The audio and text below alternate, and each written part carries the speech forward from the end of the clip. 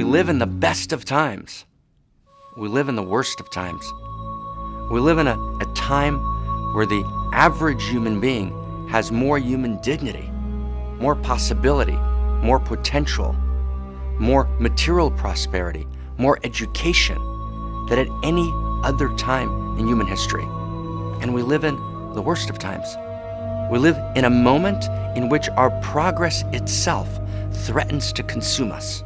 The gap between the wealthy, and the poor grows larger and larger, in which 2, 3, 4 billion human beings on the face of the planet don't have the resources needed. Yes, there are two futures, the worst of times and the best of times. There's also a third future, is that we know this. So we are entering the future knowing that it could go one way or the other. We live in a very interesting time, a time of two futures.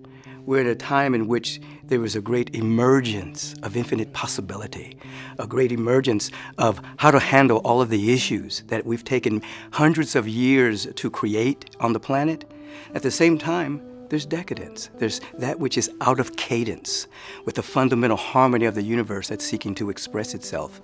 And both of these worlds are existing simultaneously. We're at a choice point as to what world will emerge. It's the tale of two different futures. But you know what? We get to choose.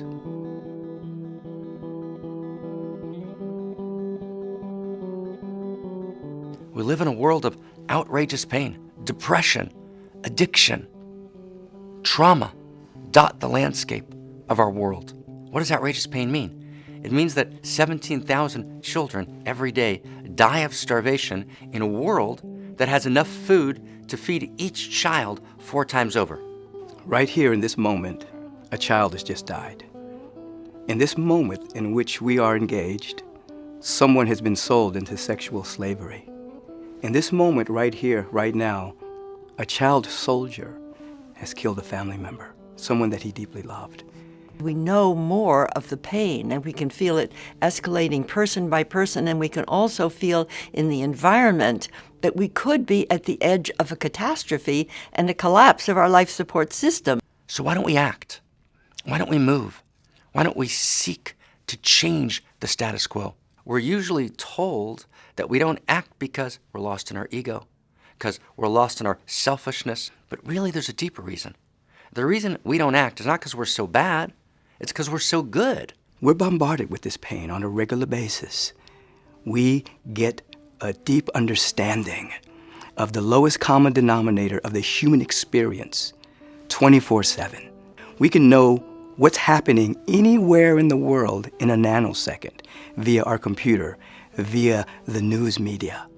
Image after image, fact after fact of outrageous pain, not just in our local context, but from the entire spectrum all over the globe.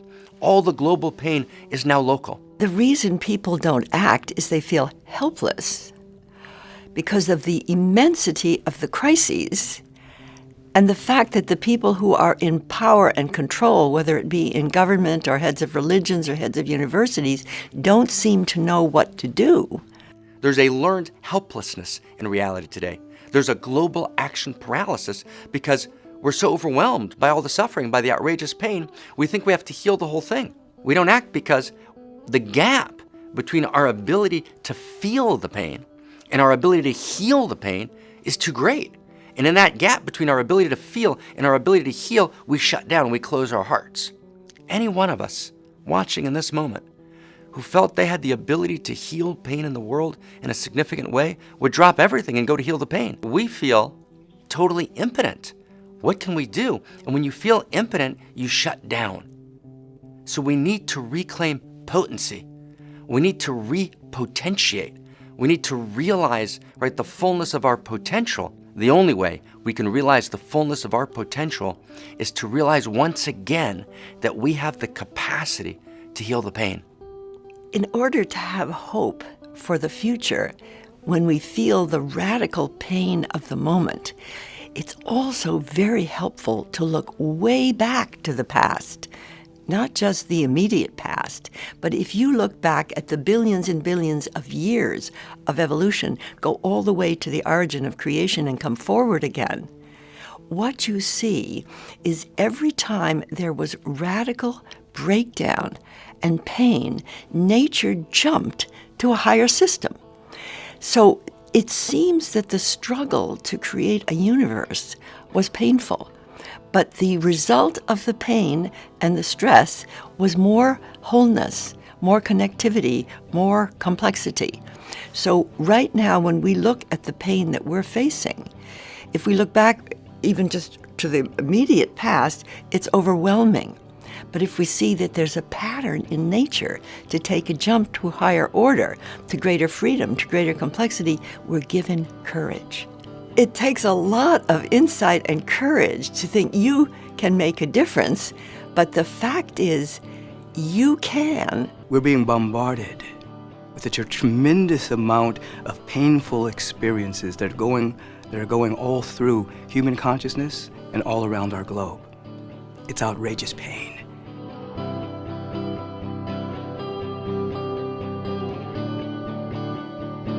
We live in a world of outrageous pain. And the only response to outrageous pain is outrageous love. Outrageous love is not ordinary love. Ordinary love is a strategy of the ego. We call it love in order to get some comfort, some security. Ordinary love is reactive. It reacts to a situation, but it doesn't actually take us home. It doesn't make us feel alive. It doesn't make us feel like life is self-evidently meaningful. It doesn't fill us with a radical joy and creativity and aliveness. When ordinary love arises in you, it's your personal ego, not necessarily a bad ego, but an ego wanting to do some good, and it's always limited. When we consider ordinary love, consider Monty Hall, Let's Make a Deal. Individuals that are strategizing to get what they think they need from another being. I'll give you this if you'll give me this. I'll do this for you if you do that for me. Individuals who become clever, individuals who read other people and can see what they need will sometimes shapeshift into becoming what is necessary to get what they want from that other individual. That's ordinary. That's not outrageous love. Outrageous love is not mere human sentiment. Outrageous love is the heart of existence itself. When I think of outrageous love, I start with the origin of the universe. If you want to think of the most outrageous act, it's to originate a universe from no thing at all. So the very origin of the universe is outrageous. Outrageous love is what leading-edge physicists today are calling the inherent, ceaseless creativity of reality that moves towards deeper and deeper levels of connection, mutuality, recognition, union, and embrace. And outrageous love is, if you like spiritual language, it's the God impulse. If you like more secular language, it's the evolutionary impulse. And that evolutionary impulse is personal. It lives in us. It's a state of awareness in which this love, this impulse that governs all creation, that governs all creativity, wells up in one. Their heart is blown open, and they cannot help but love that other individual.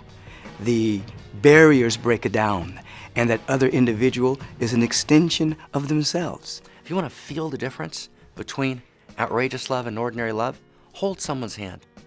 If you hold someone's hand with ordinary love, it's nice, it's lovely, it gives you a moment of comfort, a moment of respite. But if you hold someone's hands with outrageous love, reality stops. Right? You're filled with the inherent, meaningful, full nature of reality.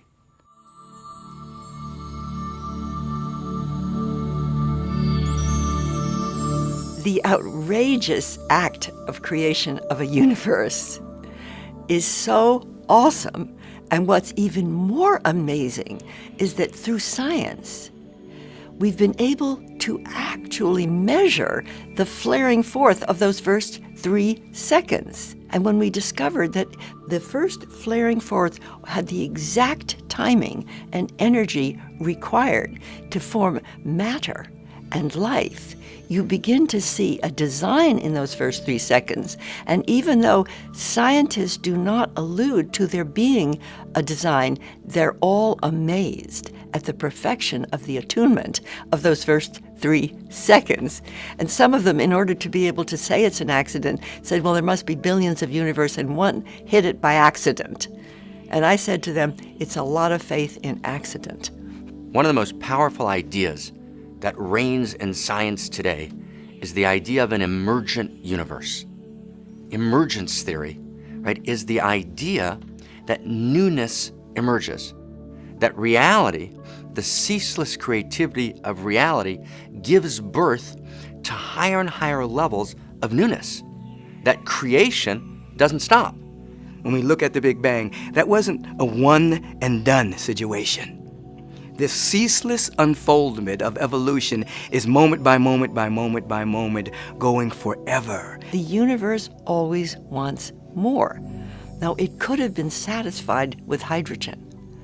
Hydrogen was a big deal. It could have been satisfied with supernovas. It could have been satisfied with Earth, a barren and beautiful rock. But no, bacteria, life, us. Creation's not a one-time event. Creation is the intelligent property of creativity that births, that creates in every moment newness that didn't exist before. So we now realize that there's not a puppeteer outside who lives only outside, but there is a self-organizing, intelligent quality in the universe itself. That's called, today in science, the self-organizing universe. Turing, made famous for his enormous gift of cracking the Nazi codes during World War II. The first computers were called Turing machines. Turing writes an essay called Morphogenesis, which lays down the theoretical, scientific, and mathematical basis for this understanding that our universe self-organizes. If you've ever been, in the forest, you're going on a hike, you see something that looks a little bit like vomit on a log, slime molds. And slime molds, right, move across the floor, the leaf floor of the forest, and then they disappear. What happens when they disappear?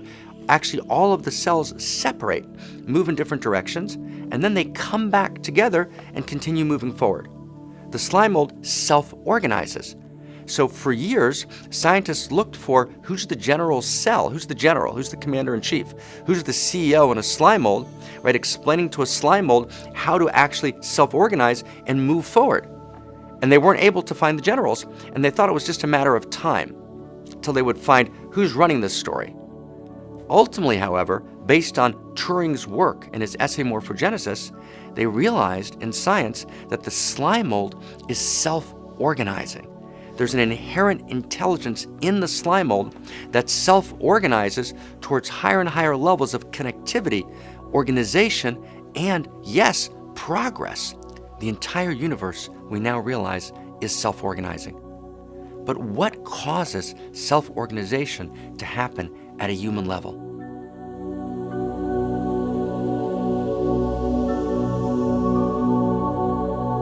What causes self-organization at the human level of reality is no less than unique self, than uniqueness.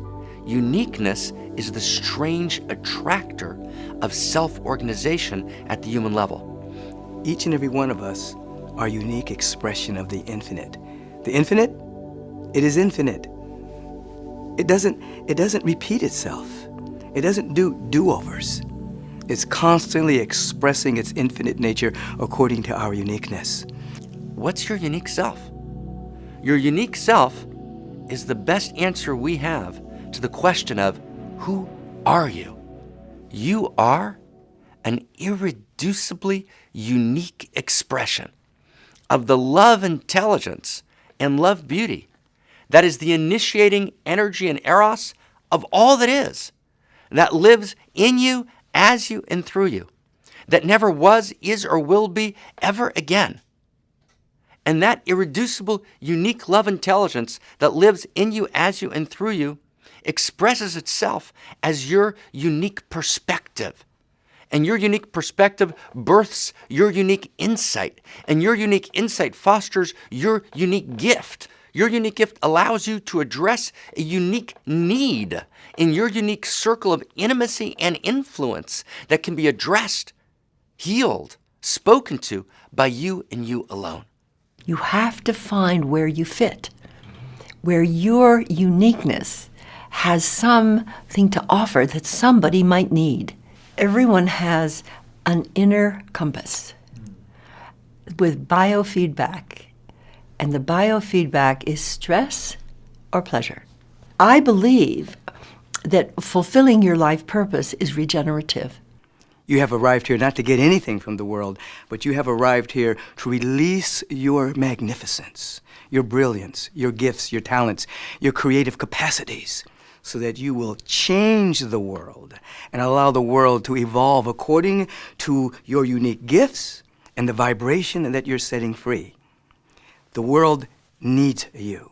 If you're doing something that is causing you stress over and over and over, then you might pause and say, something is not working here. What is it that I do that when I do it is self-rewarding? When you activate your unique self, when you become that, bliss occurs. Bliss is the function of the activation of our potential. When you're tapping into the impulse of creation itself, you can trust yourself. You don't doubt. You don't analyze. You don't see if it's right or wrong, but you get a feeling of flow. You're in the state of grace. So when I feel my own life purpose coming from the indwelling impulse within me as well as in every other human being, but unique to every being, I now, at my age of 85, feel at one with the impulse. The impulse and I are one, which is another way of saying God and I are one. Whenever there's the activation of our potential, there's bliss, there's ecstasy, there's a joy that's released. So when you find your calling and you say yes to it, you're saying yes to the indwelling God.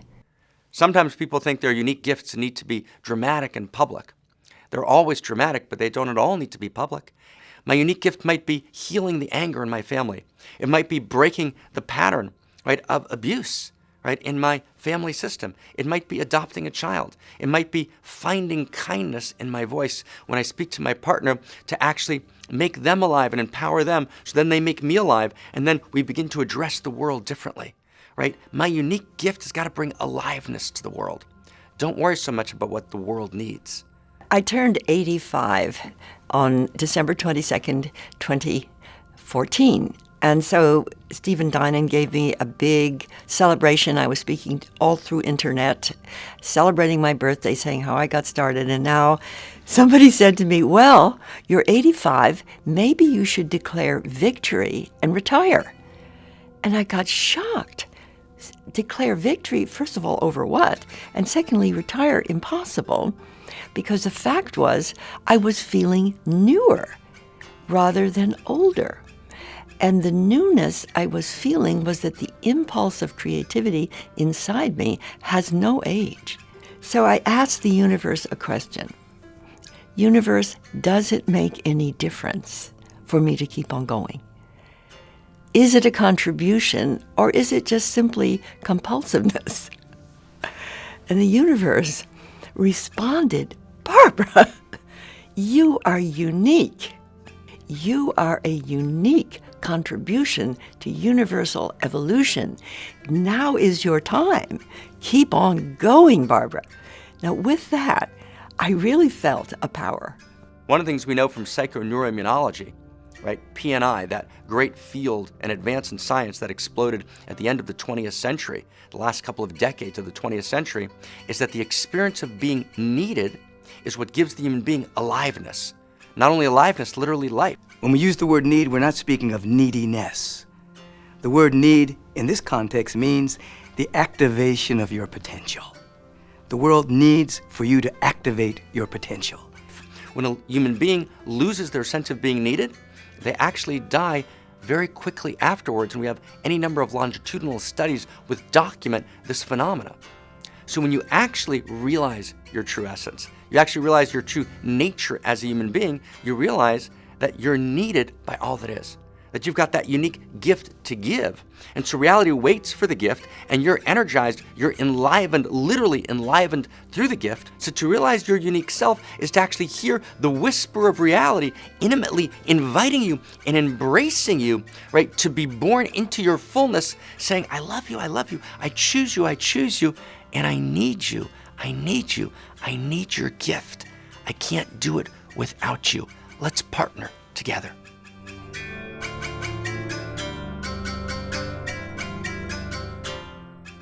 What's the future going to be? It begins with our ability to wake up into our own aliveness and close the gap between our ability to feel and our ability to heal. When you look back at the history of Homo sapiens, you see a lot of pain, a lot of struggling, a lot of killing, a lot of dominance and control for hundreds of thousands of years. And it's hard to have faith in our own species when we see what we've been through and how we've treated each other. However, something new is happening.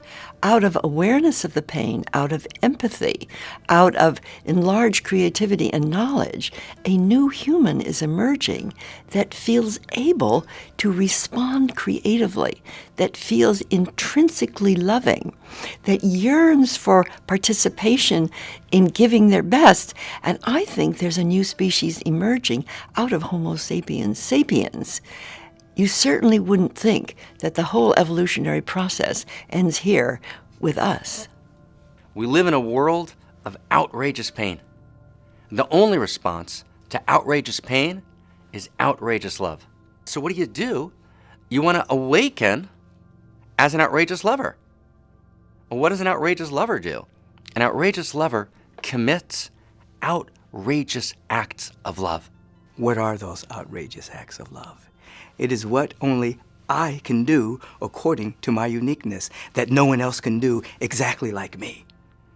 And if we begin to operate like that, or think like that, or have that kind of awareness, then every single moment becomes an opportunity to be an outrageous lover and to commit an outrageous act of love. When that outrageous love, when that evolutionary love awakens in a human being, then the human being becomes potent, becomes powerful, becomes awake. Then, when I awaken as outrageous love, I'm filled with an aliveness, a potency, a power that's unimaginable. So what am I doing? I'm not living in the future. I'm not living life on the layaway plan, saving life today to live more tomorrow. Not living for the weekend, not living for the future, not living when you retire, not living when you have enough money. But an outrageous lover commits outrageous acts of love, moment by moment by moment. When you and I feel outrageous love, we're not doing this alone. The force of creation is with us, so the power of outrageous love is outrageously great. All of 13.7 billion years of evolution, emergent evolutionary love conspired to manifest through billions of synchronicities, the unique incarnation of love intelligence, that is you, in order to commit those outrageous acts of love. I realize each one of us is an expression of the process of creation loving. So what that does for me personally, and I'm just really beginning to get it, is there's no limit to how much love I can give. There's no limit, because every time I give more love, I become more. I am more. And actually, it feels really good. If I don't commit my unique, outrageous acts of love, there's actually a corner of the world which is unlove, capital UN, unlove, which isn't transformed, which isn't addressed, which isn't dignified, which isn't enlightened, because I didn't offer my unique frequency of light, right, to that place of darkness. The big difference between the outrageous lovers and the ordinary lovers is the outrageous lovers say yes. And they'll take a step, and then they get another step, and then they get more. And then it goes quantum. To be an outrageous lover is to see with God's eyes. It's to widen your perspective. It's to have eyes to see, to clarify your perception. So how do we actually come awake again? How do we awaken as outrageous lovers? When we realize that actually it's not all ours to heal. Right? No one person can heal the whole thing, and they're not supposed to. It's not designed that way. It's designed for us to awaken as irreducibly unique selves, unique expressions of the love intelligence with a capacity to commit our own unique, outrageous acts of love, where we take responsibility for addressing a unique need in our unique circle of intimacy and influence. And we get out of business as usual, not by healing the whole thing, but by healing that which is in front of us.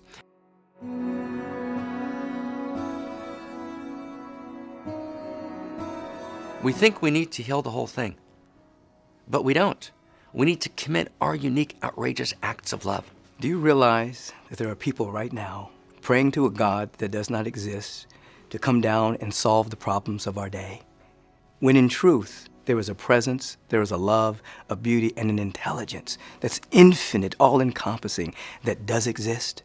Metaphorically, it's praying for you to be the vessel for its entry point into this world, so that the issues of our day begin to be healed by you. One day I was especially grateful for something, and I was saying, thank you, God, thank you, God, thank you, God. It was just pouring out of me, and then I was silent, and I heard this voice that said, thank you, Barbara.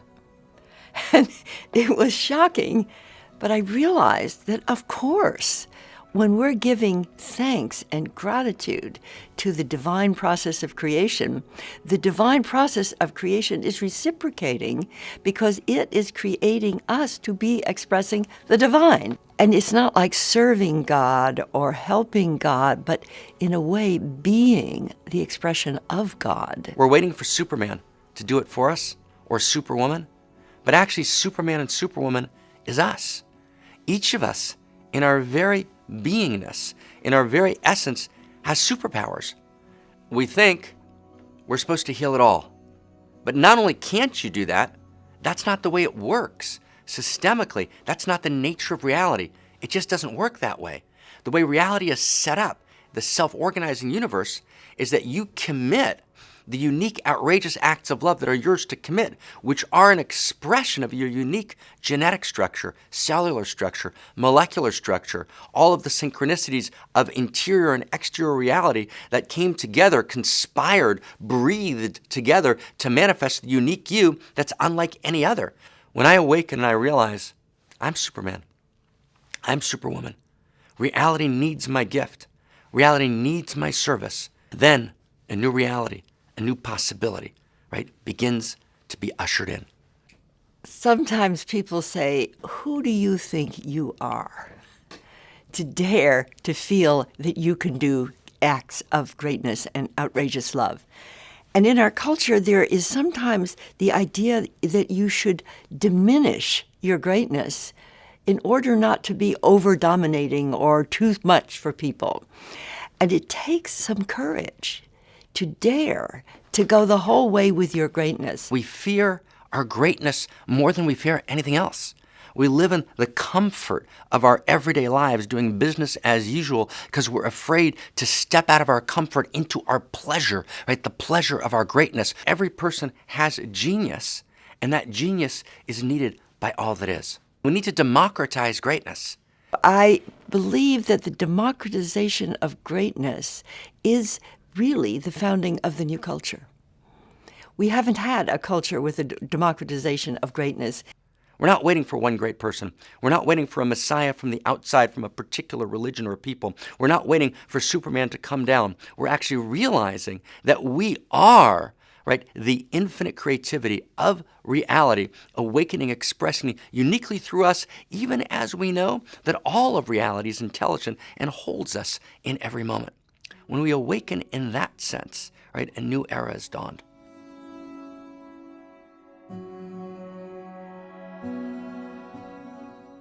When I awaken to my irreducibly unique nature, I don't separate from the whole. I become part of the whole. right? Uniqueness doesn't alienate me, it doesn't separate me. Uniqueness is like a puzzle piece, right? The puzzle piece, based on its unique contours, fits perfectly into the larger whole, and it completes the larger whole. And as the puzzle piece fits into the larger puzzle, it's held, it's located in the larger whole. That's the experience of being a unique self. And when you're in your unique self, your very quality of uniqueness attracts you to other unique selves. And you begin to self-organize together and to create larger and larger resource and power and energy, which begins to be able to transform and heal and shift everything. And when we begin to tap into our unique self, we leave the realm of a resource and we go into the source, which allows us to see infinite possibilities for whatever issue that we're facing. This is what we're called to be. This is what we're called to see.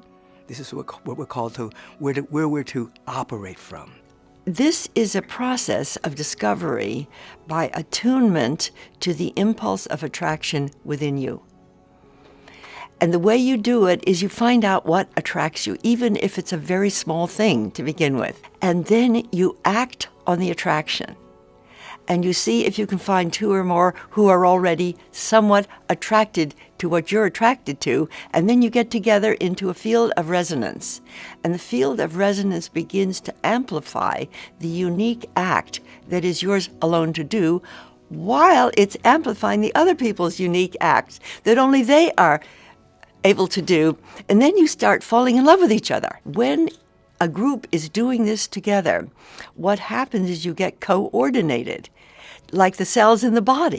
What we begin to realize is that there's actually a unique self-symphony of individual unique selves, each called, right, to their own unique expression, and then they come together and collaborate and bring their uniquenesses together in larger fields of action and intelligence and begin to impact the whole. And when you take your unique self and your unique outrageous acts of love out of the story, it's like the symphony is missing a particular instrument and the music is off, and that offness in the music exponentializes through the system, creating, instead of creativity and fullness and eros and joy, it creates incompleteness, it creates contraction, it creates grasping, and in the end it creates hurt and fear and brutality. The mental mind of figuring it out step by step by step will block the self-organizing process. And it's not that we don't want to use our mental mind. We can list all things and we can put it down, but then there is spontaneity, already knowing, speaking from higher mind, coordinating with other people like in a great football game when they know what the other is doing. And it's my sense that a higher form of self-organization among humans is emerging when you move into synchronicity, shared purpose, and outrageous love, because you're actually tapping in to the coordinating power of universe itself. The analytical mental mind can prepare you for this, but it has to take second place. And in my own practice now, as I am practicing outrageous love, I can't overplan it. I have to be spontaneous, ebullient, joyful, and know in the moment what to do. Now, as this pattern of uniqueness, as I become more and more aware of it, and I'm able to embrace my unique self, I now am in the position to be an outrageous lover. To awaken as an outrageous lover is to take your place in the unique self symphony, the symphony of unique selves, of unique outrageous lovers committing their unique outrageous acts of love. There's no general, there's no guru, there's no CEO who's going to make it happen. It's a bottom-up, self-organizing universe, right? Self-organizing based on the strange attractor of your unique self towards higher and higher levels of mutuality, recognition, union, and embrace. What a world to live in. And that world needs you.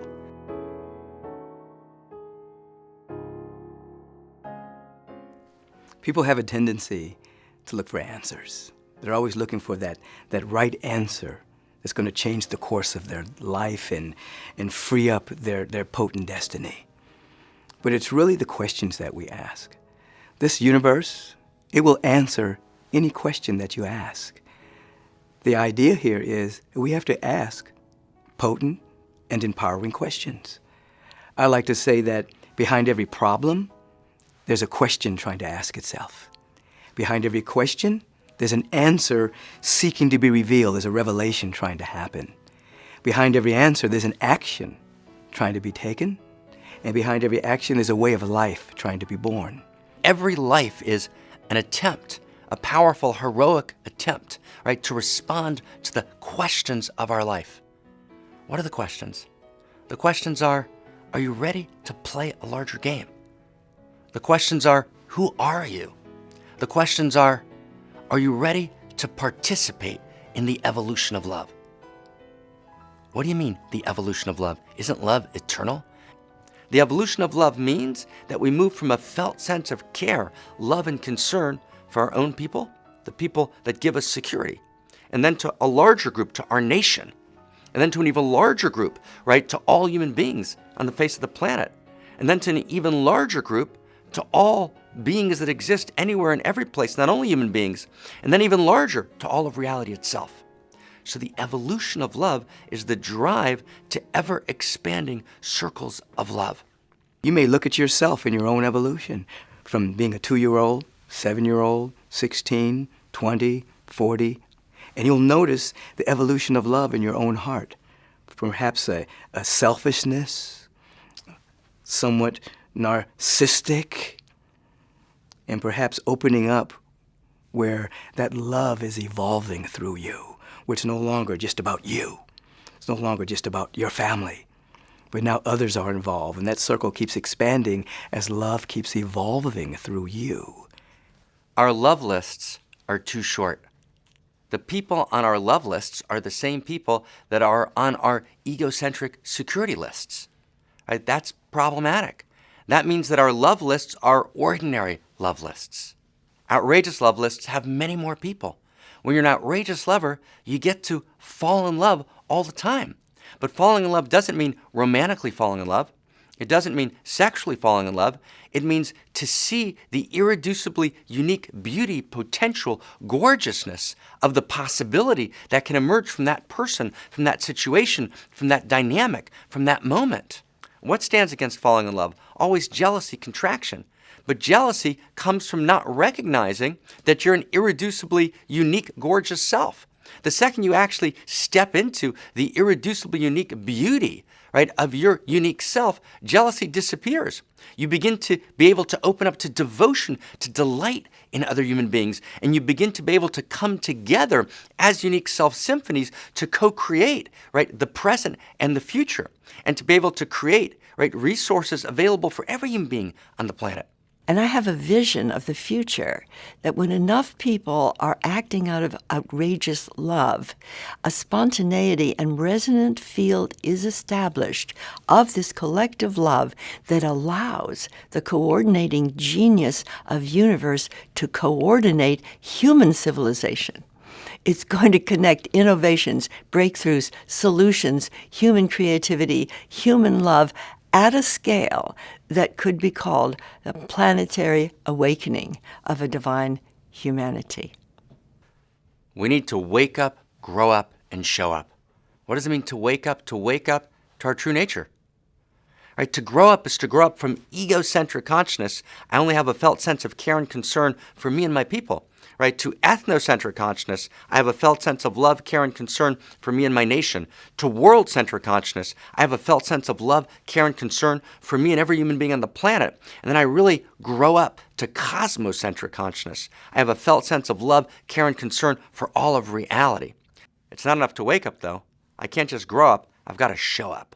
And to show up is to commit the outrageous acts of love that are mine and mine alone to commit.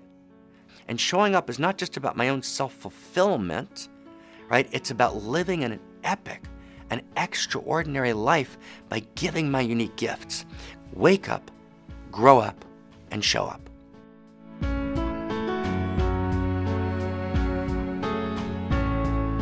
For billions of years, nature has been evolving, but the species who were involved in that were not aware.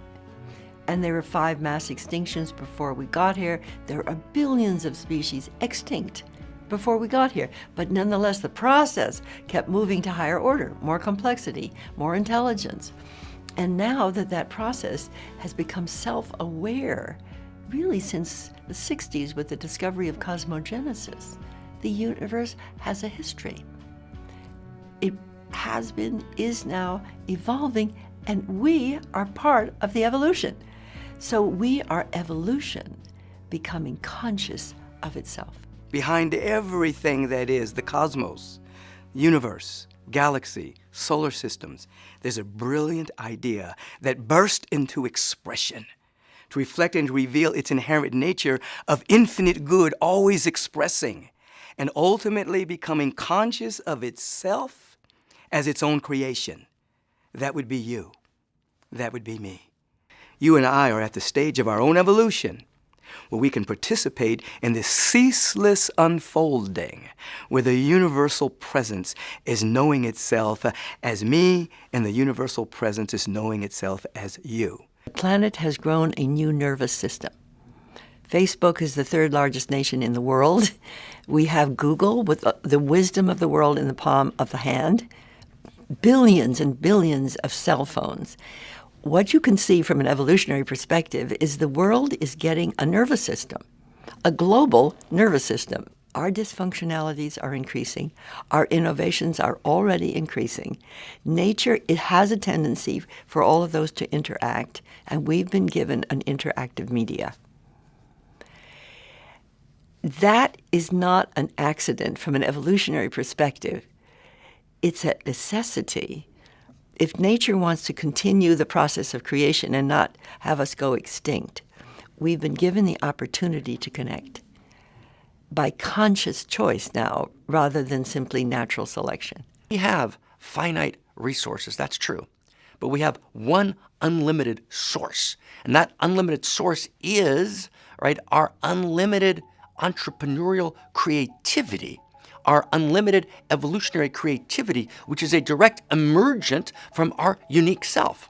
In the old world, an entrepreneur was considered someone who's slightly wild, creative, probably reckless, somewhat greedy, and it's a very narrow elite group of people, right, often creating possibilities that the world doesn't need, right, in order to profit, right, in order to pursue greed.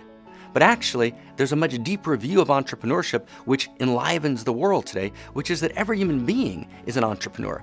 Every human being has a unique gift. Every human being has a new value possibility that they can put into the equation, the calculus of the universe. And an entrepreneur is one who's creative, one who says, there's an invitation here, and I'm going to respond to that invitation. I'm going to be uniquely creative. I'm going to unleash my evolutionary creativity in this specific place and time. Every crisis in the world at its core isn't merely a crisis of resources. We, of course, need to address resources, but at the core, it's a crisis of imagination. A number of years ago, an individual showed me an old newspaper article that said, from the 1800s, and it said that society was coming to an end because there was no more wild Mustangs. There was a trepidation among the people because the transportation mode was about to end. And then you know what happened. There emerged the idea called an automobile. And so what looked like famine, which looked like not enoughness and scarcity and the end of a civilization, a new idea emerged. That idea was already within the mind of the infinite, but it took an artist, it took an entrepreneur, it took someone to think outside the box for that idea to emerge. We're faced with the same issues today, whether it be food, whether it be medicine, whether it be education, whatever the case may be. There are people screaming about lack, limitation, scarcity, and not enoughness. What would it be like when everything we know we can do works? So what's working in health? What's breaking through in energy? What's breaking through in aging? What's breaking through in media? What's breaking through in new modes of self-management and governance and spirituality? And you draw a circle around that and see it synergizing. You get a picture of an awakening world. And the amazing thing about this future vision, it's already here. But it's not connected, it's not seen, and it's not known. So I think of the future right now as making the invisible world visible, making the emerging world seen. Do you know what's possible? every boy and girl can be fed. Do you know what's possible? Education. You know what's possible? High order of medicine and caretaking. Do you know what's possible? All of the issues that we're now facing dissolve. We're talking about ever-expanding good on earth, heaven on earth, not as some far-off utopia. If it's true that the world could go into an environmental collapse in the next 5 to 10 years, certainly in that same frame of time, we can connect what's working and start to invite people everywhere in the world as to what they want to create. Because fundamentally, it's a revolution of creativity and love.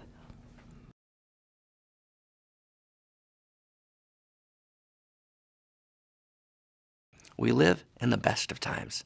We live in a time of limitless possibility. We live in a time of infinite potential. But we can't get lost in a kind of techno-optimism, losing sight of the outrageous pain. We're beyond the myth of separation. We live in a world of outrageous love, and love is the currency of connection. We realize that no one is separate from anyone else, even as we're all individuated expressions of the mind of reality, the mind of God. That realization of our unique expressions of the oneness coming together as a stunning symphonic expression of the unique self-symphony of outrageous love is the interior shift, the interior transformation, which the change that changes everything. It's what's going to chart the new future. The world needs for you to activate your potential. It needs for you to realize that you have everything and that you're here to unpack it. No one's extra on the set. There's no little boy and no little girl any place in the world whose story doesn't have infinite value and infinite dignity. Remember that boy who came before the king? You know, when the boy said, I'm going to be wiser than the king's supposed to be all wise and all knowing. I can outsmart him. I've got a butterfly in my hand. I'll ask the king, is the butterfly alive or is the butterfly dead? If the king says to me, the butterfly is alive, I'll clench my hand and the butterfly will die and the king will be wrong. If the king says that the butterfly is dead, I'll open my hand and the butterfly will lift and fly away and the king will again be wrong. And so the boy comes before the king and the king looks at the boy asks his question, is the butterfly alive or dead, O great king?